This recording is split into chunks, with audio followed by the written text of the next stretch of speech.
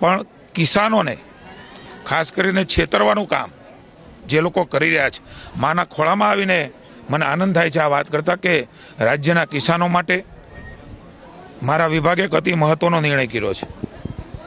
બિયારણ કે ખાતરના વેચાણમાં જે કાંઈ લોકો ગેરરીતિ કરતા હશે એ તત્વો હવે સીધા જેલ ભેગા થવાના છે. એમના માટેના કેટલાક નિર્ણયો અમારી સરકારે કર્યા છે. છેલ્લા 3 મહિનામાં લગભગ 54 લાયસન્સ કેન્સલ કર્યા છે, 2 પોલીસ ફરિયાદ કરી છે. ગુનાહિત પ્રવૃત્તિ આચરતા જે કાંઈ લોકો છે, જગતના તાજ સાથે એ ચેડા કરે છે, સંગ્રહખોરી કરે છે, ડુપ્લિકેટ માલ વેચે છે, ખાતરો ડુપ્લિકેટ વેચે છે, સબસિડીવાળા ખાતર બારોબાર જે લોકો આપી દે છે, એ તમામની સામે 0 ટોલરન્સની નીતિ એ રાજ્ય સરકારે અપનાવવાનો નિર્ણય કર્યો છે. અને એના માટે પીબીએમ એક્ટ હેઠળ હવેથી કાર્યવાહી થશે, કારણ કે પીબીએમ એક્ટના ધારામાં આ કોમોડિટી આવે છે.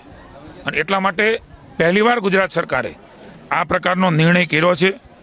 ઘણા બધા અમારા વિભાગ દ્વારા 246 લાયસન્સ રદ કરીને 26 તત્વો સામે એફઆઈઆર પણ ગયા વર્ષે કરી હતી. આ કાર્ય અનેક ટીમો બનાવીને તમને વિગતવાર પ્રેસ નોટ આપીશું.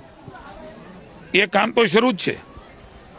અલગ અલગ નિયમોની પણ જોગવાઈઓ છે, પણ ખાસ આવી પ્રવૃત્તિ સાથે રીઢા થયેલા અને વારંવાર આ પ્રવૃત્તિ કરે છે, સીધા સંકળાયેલા છે, એ તમામ લોકો, એ ચાહે વેચતા હોય કે બનાવતા હોય, એ બધાને, એ ઈસમોને the prevention of black marketing and maintenance of supply of essential commodity PBM act 1980ની જેલની સજા અને દંડ થાય એના માટેનો નિર્ણય એ રાજ્યની સરકારે લીધો છે.